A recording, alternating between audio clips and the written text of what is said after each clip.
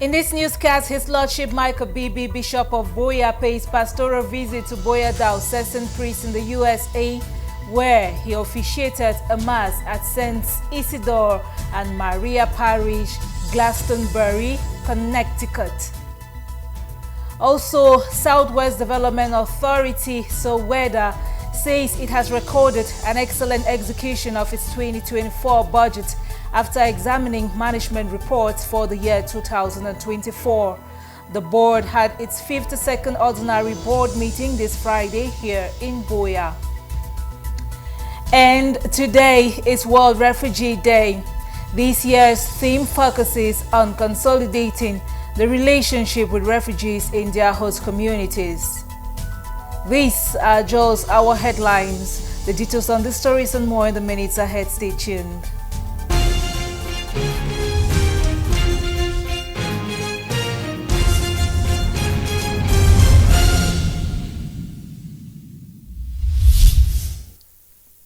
Good evening, ladies and gentlemen. Thank you for joining us on this last edition of Divine Mercy Prime for the week. I am Asama Eileen, your anchor lady, this 20th day of June. We begin this newscast with this piece, taking into consideration the close relationship the Bishop of every diocese shares with his priest. The Bishop of Boya, His Lordship Michael Bibi, is currently on pastoral visit to his priest serving in the United States of America as Fide Donum and those and studies. The visit is aimed at concretizing the pastoral care of the bishop with his priest. Details with Bernarda Songne.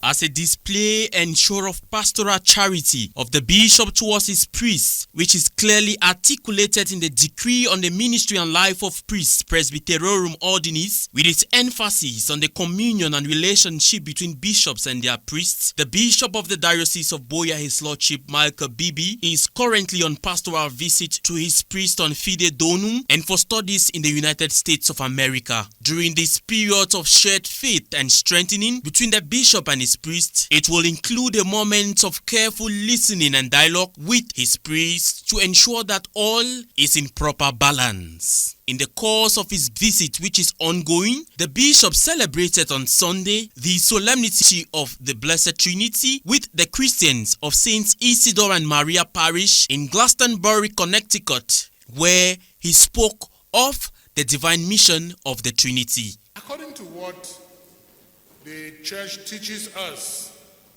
in the Catechism of the Catholic Church, paragraph 257, we are told about what the church calls the divine missions. The divine missions are the mission of God the Father, the mission of God the Son, and the mission of God the Holy Spirit. But at the same time, the church reminds us that when we make these distinctions, as far as the missions are concerned, we should also be very careful, because all the three divine persons are present when any of the divine person is carrying out the mission. As the bishop's visit aligns squarely to Canon 384 of the Code of Canon Law, which states the bishop's responsibility to be attentive to the well-being of his priest, his visit shall be a moment of renewed vigor and strength for the priest to continue in their ministry. From the United States, let's go to Bota Limbe, where the Christians of Holy Trinity Parish, Bota Limbe, will on Sunday, June 22nd, converge on the parish to celebrate their parish feast day. The Christians are involved in a host of activities that will run for over 4 days as a build-up to their parish feast day. Aloysius Alike completes that story.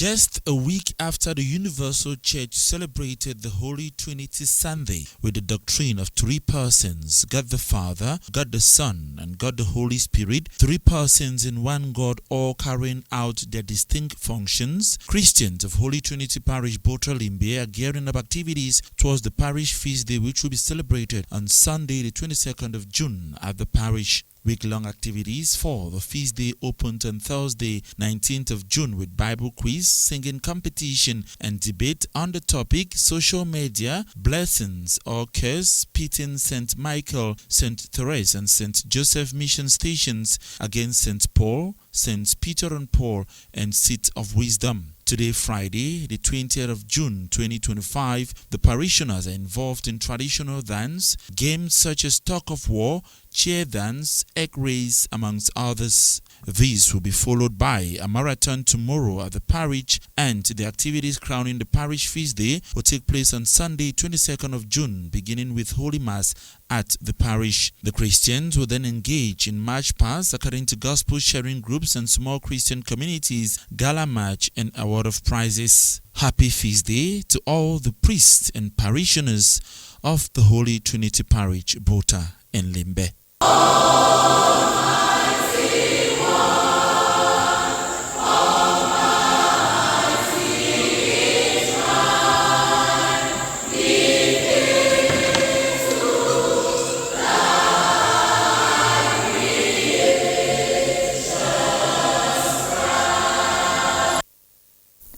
Now to one of our lead stories. The Board of Directors of the Southwest Development Authority, SOWEDA, have saluted the management of the institution led by Dr. Bisok Ntui Ogok for what it assessed as an excellent execution of its 2024 budget after examining management reports for the year 2024.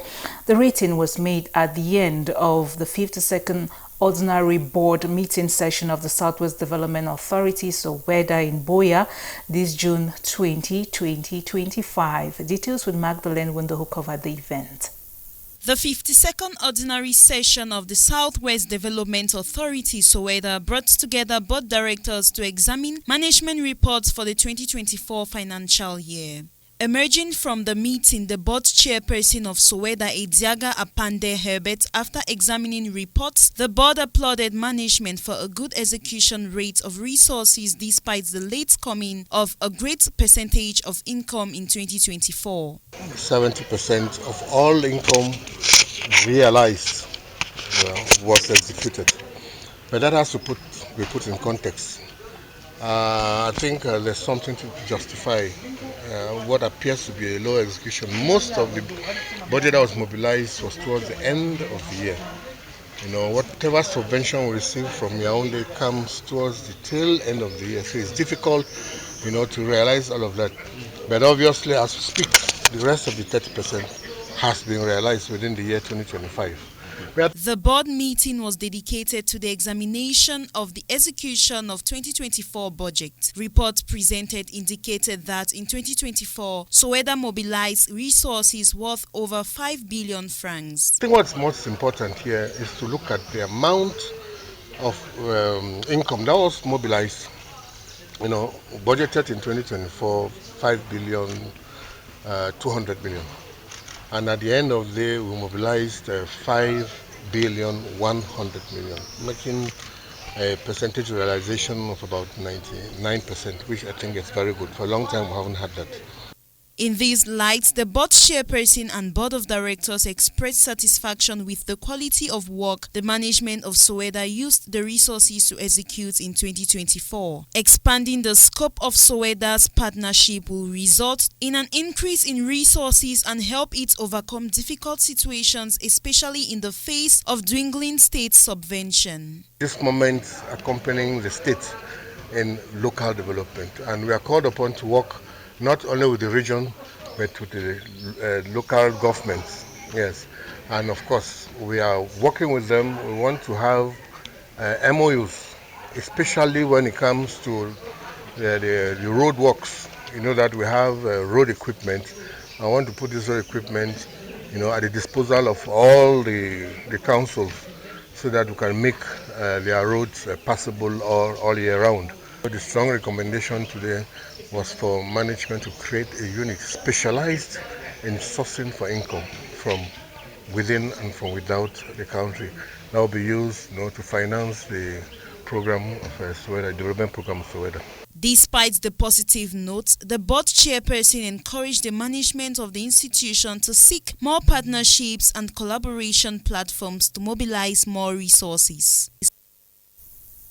Solidarity with refugees is a theme that guided events marking this year's celebration of World Refugee Day this Friday, June 20th. World Refugee Day is an annual observance and serves as a critical reminder of the increasing displacement crisis caused by natural disasters, wars, and xenophobic attacks faced globally. Franklin Fomkang reports. Friday, June 20th, 2025 marks World Refugee Day, a global observance dedicated to honoring the strength and resilience of millions of refugees worldwide. This year's theme, Solidarity with Refugees, emphasizes the need for collective action to support those forced to flee their homes due to conflict, persecution, natural disasters, or xenophobic attacks. Today, we recognize the millions of refugees forced to flee war, persecution, and disaster. Every individual carries a story of profound loss, of a family uprooted and the future upended. Many face closed doors and the rising tide of xenophobia. From Sudan to Ukraine, from Haiti to Myanmar, a record number of people are on the run for their lives while support is dwindling. And those communities, often in developing countries, are shouldering the greatest burden. This is unfair and unsustainable. World Refugee Day 2025 serves as a critical reminder of the increasing displacement crisis, with the highest number of forcibly displaced people in recorded history. The day emphasizes the need for social and economic inclusion, protection of labor rights for refugees, global solidarity, increase in humanitarian funding, keeping borders open, and addressing the root causes of displacements. On this World Refugee Day, solidarity must go beyond words. Solidarity must mean boosting humanitarian and development support, expanding protection and durable solutions such as resettlement, and upholding the right to seek asylum, a pillar of international law. It must also mean listening to refugees and ensuring they have a voice in shaping their futures. And it must mean investing in long-term integration through education, decent work, and equal rights. On this day around the world, various international committees have drawn attention to the rights of refugees as workers, contributors, and community members, and the need to foster inclusion of these displaced persons in society. An association called Girls Movement has been officially launched in the Southwest region, aimed at amplifying the voices of adolescent girls, promote their rights, and strengthen their role as change makers in the community. The initiative, which took place at the Women Empowerment and the Family Center today, June 20, 2025, is promoted by UNICEF Cameroon in partnership with the Ministry of Empowerment and the Family. Details right ahead with Nadesh Nenchungme. I'm an adolescent girl. I am a naive. The mountains, valleys, oceans can't hide me. So let's stay. We're right. We are Shaya, adolescent girl, a beacon of inspiration. With education, she will shape the brighter nation. Aimed to amplify the voices of adolescent girls, promote their rights, and strengthen their role as change makers in the society, UNICEF Cameroon, in partnership with the Ministry of Women's Empowerment and the Family, came together to launch the Girls Movement in the Southwest region as part of the regional initiative Girls Vision for the Future. According to the regional delegate for Women's Empowerment Southwest Region, the initiative is centered on creating a national agenda for girls' rights, addressing critical issues like early marriages, gender-based violence, including access to health and economic opportunities. It's easy when the children themselves speak to their peers. They listen to them better because they know that they can say and speak the same language. So this movement is coming to change a whole lot of things because we know that with the younger girls standing for the girls' movement, they will go through everywhere because they are taking from all walks of life, from the Muslim community to all the tribes that we can never think of, and all the villages they are coming from there. And so there will be the ambassadors that will go to the communities and talk about the discrimination which is taking place against them and talk about the gender-based violence which has been very, very alarming. About 150 adolescent girls who took part in the celebration engaged in a dialogue with partner organizations focusing on advocacy for girls' rights and leadership. The girls shared how this initiative would positively impact not just their personal lives but also the society. Like for us girls, for the Muslim people, a lot of people know that they force girls into marriage when they are not finished going to school. But he has promised us, and even the government, they've told us that any problem, that doors are widely open for us. We should just come and complain, and they are going to take it very serious. And me passing through this event has changed my thought, my imagination about what they always say, and I'm trying to encourage my peers who are out there that no matter the circumstances, no matter the challenge, as far you are a person which is sent to earth because everybody has a purpose, so nobody should limit you no matter your gender. Glad that this UNICEF are here to support us, and I've learned a lot. Me going back home today, I'm going to encourage my sisters, educating my sisters, neighbors, everyone. Lucia Etiage Sona reassured the society that the girls' movement will soon yield positive outcomes and provide encouraging feedback. In the nearest future, let's say in 6 months' time, we'll be having results for what will be happening because they are going to follow the whole stubborn earth of men who have vowed to bring down the girl child. And the awareness is going to be very great because all these things are coming up because there is no awareness. We need to still continue to do sensitization with the help of this girls' movement. The event, which saw the presence of representatives from the governor's and mayor's office as well as the imam of the Buea Central Mosque, is part of a broader initiative that will culminate in a national summit in Cameroon and a regional summit in Senegal in October 2025. On to our foreign page, Russia has warned the United Nations not to get involved in ongoing escalating tensions between Iran and Israel, referring to such a move as extremely dangerous with unpredictable negative consequences. Plus, Kylian Mbappe, a Real Madrid star, has been hospitalized with an acute intestinal infection in the course of the International World Cup tournament, posing worries that the superstar might not be available for the months-long tournament ongoing in the United States. Details on these stories and more right now. The effects of United States policy are beginning to hit hard on Kakuma refugee camp in northwestern Kenya. Kakuma houses more than 300,000 refugees, many of whom rely on aid to survive. But since U.S. funding cuts in March, Kakuma's most vulnerable are slowly starving. When we can't find anyone to help us, we become sick. But when we go to the hospital, they say it's just hunger and tell us to go back home. Even when they put us under a drip, nothing changes and we're discharged because we're hungry. Once a major donor for many United Nations and international agencies, the U.S. freeze on aid has seen food rations reduced to less than half of what's required for basic sustenance. Sami Nyanga, a nutritionist with the International Rescue Committee IRC, said that there will be no diversification of diet, no more variety of diet, and no more support in terms of basic needs they used to get, now that the agency has stopped giving them cash, adding that they are getting a lot of malnutrition cases. 2/3 of Kakuma's residents depend on the United Nations World Food Programme, WFP, for food. Until recently, the United States provided 70% of the World Food Programme's budget. It is a major shortfall that will be hard to make up, says Colin Buleti, the head of WFP operations in Kakuma, Kenya.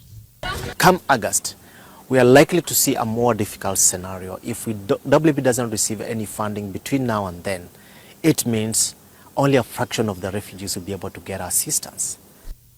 Moving on, Russia on Thursday issued a stern warning to Washington, cautioning against any military intervention in the escalating tensions between Israel and Iran. Foreign Ministry spokesperson Maria Zakharova called such a move an extremely dangerous step with truly unpredictable negative consequences. Zakharova also emphasized Moscow's concern over the safety of Russian personnel and infrastructure at Iran's Bushehr nuclear plant, which was built with Russian support. The facility, located in southern Iran, is currently being expanded with over 200 Russian workers involved in constructing 2 additional reactors. Amid rising fears of a regional escalation, Russian nuclear agency Rosatom has already evacuated several dozen workers from the site. Its chief, Alexei Likhachev, warned that an Israeli strike on Bushehr could lead to a nuclear catastrophe likened to the 1986 Chernobyl disaster. Elsewhere, Real Madrid star forward Kylian Mbappé has been hospitalized with an acute case of gastroenteritis, his club said on Thursday. 26-year-old Mbappé missed Wednesday's opening match of the Club World Cup tournament against Saudi Arabian team Al Hilal in Miami on Wednesday because of a fever. Real Madrid coach Xabi Alonso said he hoped the France international would be available for the club's next match against Bashuka on Sunday, but his hospitalization casts doubt over what part he might be able to play in the month-long tournament in the United States. Madrid said Mbappé would undergo a series of tests and follow the appropriate course of treatment. Kylian Mbappe's absence is a blow to the tournament, which FIFA President Gianni Infantino hopes will be one of the elite events in soccer and rival competitions like the Champions League and Premier League popularity and value. After Lionel Messi, Mbappé is arguably the biggest star in the show, with Madrid one of the favorites to lift the trophy in the inaugural edition of the tournament. Speedy recovery to Kylian Mbappé. It is on that sports notes we pull curtains on this edition of Divine Mercy Prime. We remind you of our top stories before we take leave of you. His Lordship Michael Bibi, Bishop of Boya, pays pastoral visit to Boya Diocesan priest in the United States of America, where he officiated a mass at Saints Isidore and Maria Parish, Glastonbury, Connecticut. Also, you heard in this newscast that Southwest Development Authority, SOWEDA, says it has recorded an excellent execution of its 2024 budget after examining management reports for the year 2024. The board had its 52nd ordinary board meeting this Friday here in Boya. And today is World Refugee Day. This year's theme focuses on consolidating the relationship with refugees in their host communities. Thank you very much for your keen attention this night, and thank you for staying with us throughout the week. I have been Samailin, the anchor lady tonight. Do keep it locked down on Divine Mercy Radio Television. Up next is Mountain Echoes. Have a blessed weekend.